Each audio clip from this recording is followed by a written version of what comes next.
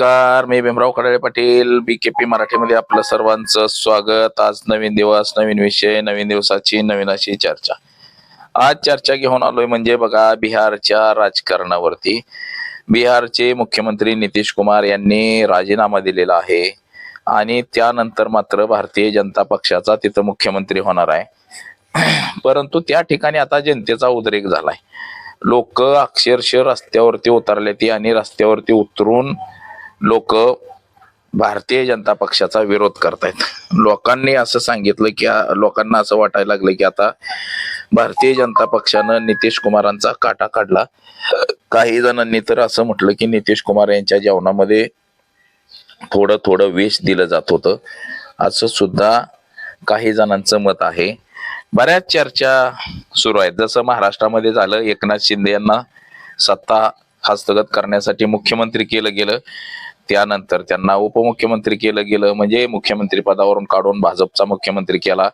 असंच काहीसं म्हणजे एकनाथ शिंदेचा जसा वापर करून घेतला असाच काहीसा वापर हा त्या ठिकाणी नितीश कुमार यांचा सुद्धा करून घेतलेला आहे भाजपनं. आणि तिथं सुद्धा भारतीय जनता पक्षाचा मुख्यमंत्री बसवण्याच्या हालचाली वेगानं सुरू आहेत. आता हे काय कारण बाबा, कशामुळं हे सगळं प्रकरण घडलं? जे निशांत कुमार हे राज्यसभेवरती जाणार होते, परंतु आता तिथं नितीश कुमारांना राज्यसभेवरती पाठवलं गेलेलं आहे. तर ह्या सगळ्या प्रकरणाची चर्चा घेऊन आलोय. तर चला, सर्वप्रथम आपण जर चॅनल सबस्क्राईब केला नसेल तर सर्वप्रथम चॅनल सबस्क्राईब करावा ही सर्वांना विनंती. आणि चला चर्चेला सुरुवात करूया. बिहारच्या राजकारणामध्ये मात्र मोठा ट्विस्ट आलाय, हे मात्र म्हणता येईल आता आपल्याला. कारण की बिहारमध्ये विधानसभेच्या निवडणुका झाल्या आणि विधानसभेच्या निवडणुकीच्या प्रचारादरम्यानच असं सांगितलं जात होतं की बिहारमध्ये भारतीय जनता पक्षाचा मुख्यमंत्री होईल. नितीश कुमार यांना फार फार तर 6 महिने अवधी दिला जाईल आणि त्यानंतर मात्र त्यांना राज्यसभेवर पाठवलं जाईल आणि मुख्यमंत्री म्हणून भाजपचा होईल असं सांगितण्यात आलं होतं. आता काही प्रकरण अशी गुंतागुंतीची आहेत. जे नितीश कुमार यांचे जे चिरंजीव आहेत ते सेक्स स्कॅन्डल मध्ये अडकलेले आहेत. आणि असंही सांगितलं जातं की नरेंद्र मोदीचा डायरेक्ट नितीश कुमारांना फोन आला आणि नितीश बाबूंना सांगितलं की राजीनामा द्यावा लागतोय. राजीनामा नाही दिला तर नितीश कुमार यांच्या चिरंजीवाला लटकवलं जाईल. त्यांच्या CBI चौकशी करेल. जे सेक्स स्कॅन्डल आहे, हत्याकांड आहे, त्याच्यामध्ये त्याचं नाव आहे आणि त्याला त्या प्रकरणामध्ये CBI अटक करेल. तर आपण उपमुख्यमंत्री पदाचा राजीनामा द्यावा असं सांगण्यात आलं.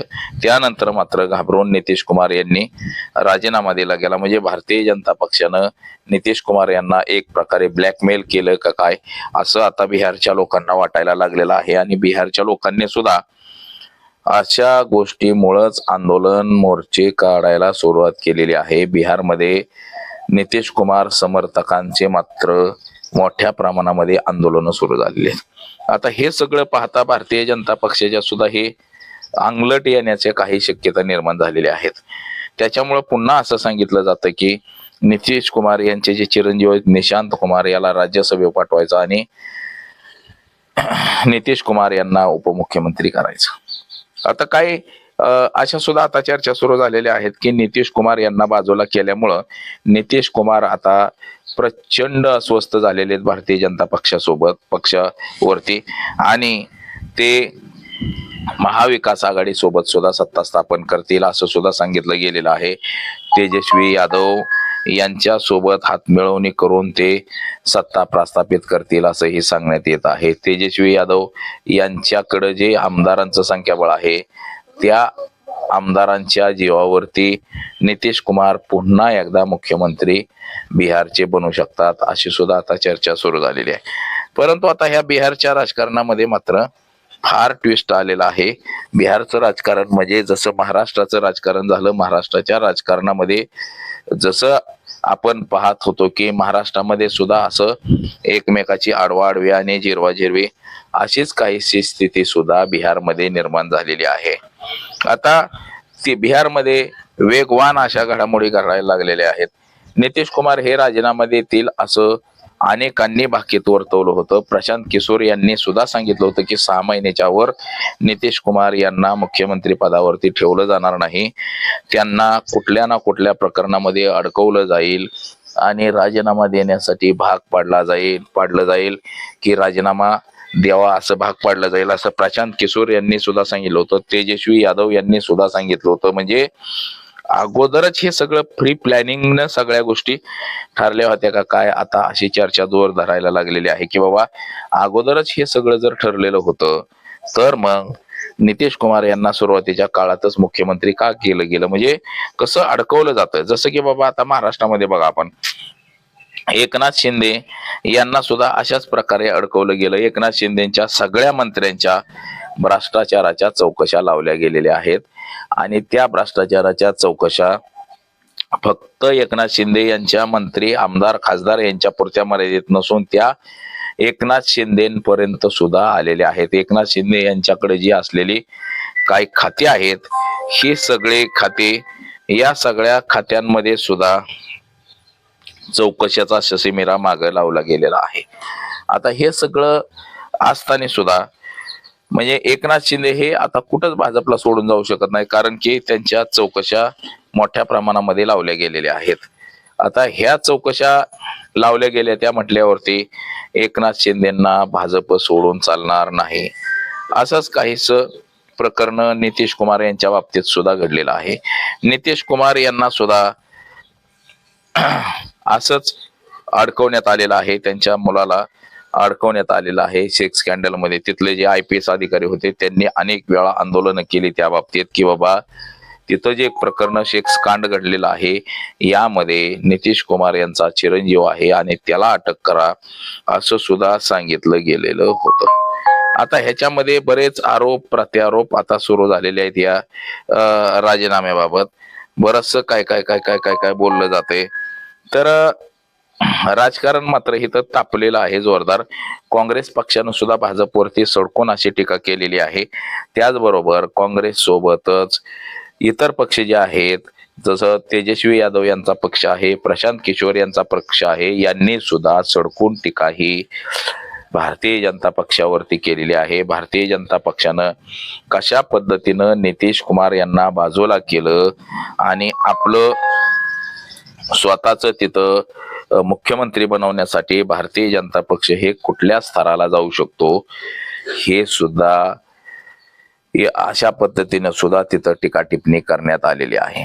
अनेक भारतीय जनता पक्षावरती तिथल्या सगळ्याच पक्षांनी जोरदार टीका केलेली आहे. त्याचबरोबर तिथला जो स्थानिक म्हणजे नितीश कुमार यांना मानणारा जो सगळा वर्ग आहे तो सुद्धा मोठ्या प्रमाणामध्ये भारतीय जनता पक्षावरती नाराज आहे. परंतु भाजपला त्याचं काय सैर सुतक नसतं, काही देणं घेणं नसतं. महाराष्ट्रात सुद्धा एकनाथ शिंदेच्या बाबतीत असंच घडलं. तेव्हा सुद्धा महाराष्ट्रातले एकनाथ शिंदे यांना मानणारी सगळी लोक प्रचंड अशी नाराज होती. परंतु त्या नाराजगीवरती सुद्धा भाजपनं काही लक्ष दिलेलं नाही. नाराज हो फराज हो काही हो, भाजप त्यांना जे हवं आहे तेच नेहमी घडवून आणत असतं. आणि जिथं जिथं भारतीय जनता पक्ष आणि मित्र पक्षाचं सरकार आहे त्या प्रत्येकच ठिकाणी भाजप अशाच पद्धतीनं कार्यक्रम राबवत असतं. तिथल्या सत्ताधाऱ्यांना बाजूला काढून आपलाच मुख्यमंत्री कसा होईल असं बघत असतं. जसं इथं आता शिवसेना भारतीय जनता पक्ष म्हणजे उद्धव ठाकरेंची शिवसेना ही बाळासाहेब ठाकरे असताना बाळासाहेब ठाकरे म्हणजे शिवसेनेच्या बोटाला धरून आलेलं भाजप आज शिवसेनेलाच भाजपनं संपवून टाकलेलं आहे. हे सुद्धा आपण बघितलेलं आहे. असंच नितीश कुमारांच्या बाबतीत सुद्धा होण्याची शक्यता आहे. आता नितीश कुमार यांना राज्यसभेवरती पाठवण्यात आलेला आहे. कालच त्यांचा राज्यसभेचा उमेदवारी अर्ज दाखल केला आणि तो बिनविरोध सुद्धा झाला. म्हणजे त्यांना आता राज्यसभेवरती पाठवून केंद्रात काहीतरी देतील किंवा सध्या तरी राज्यसभेवरती ठेवतील.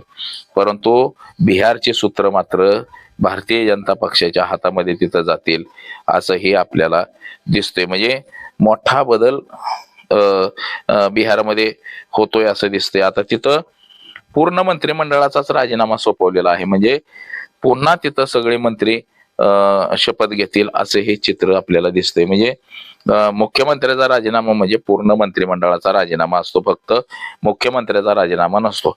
इतर मंत्र्याने जर राजीनामा दिला तर तो फक्त त्या मंत्र्यापुरता राजीनामा असतो, परंतु मुख्यमंत्र्याचा राजीनामा म्हणजे पूर्ण मंत्रिमंडळाचा राजीनामा असतो, असंही आपल्याला एकंदरीत दिसतंय. परंतु नितीश कुमार यांची मात्र गच्चंती केली. 75 वर्षाचे नितीश कुमार अनेक वर्ष बिहारच्या राजकारणामध्ये सक्रिय, म्हणजे 2005 पासून त्यांनी मुख्यमंत्री पदाच्या हातात बिहारची धुरा घेतली मुख्यमंत्री पदाच्या रूपानं. ते आजपर्यंत नितीश कुमार हे बिहारचे मुख्यमंत्री आहेत आणि एवढे वर्ष त्यांनी बिहारची धुरा सांभाळली. परंतु आता त्यांना मात्र भारतीय जनता पक्षाकडनं बाजूला केलं जात आहे.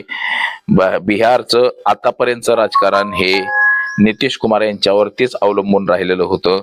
नितीश कुमार यांच्यामुळेच भारतीय जनता पक्ष सुद्धा त्या ठिकाणी मोठा झाला आणि आता त्याच नितीश कुमारांना मात्र भारतीय जनता पक्षानं दालनातल्या खड्यासारखं बाजूला केलं, असंच एकंदरीत म्हणता येईल. म्हणजे जे नितीश कुमारांवरती आलं तेच एकनाथ शिंदेवरती महाराष्ट्रात सुद्धा आलं. तर आज एवढंच. माझा सहकारी कॅमेरामन अनिकेत सौ, मी भीमराव कडाळे पाटील, BKP मराठी, इंदापूर, पुणे.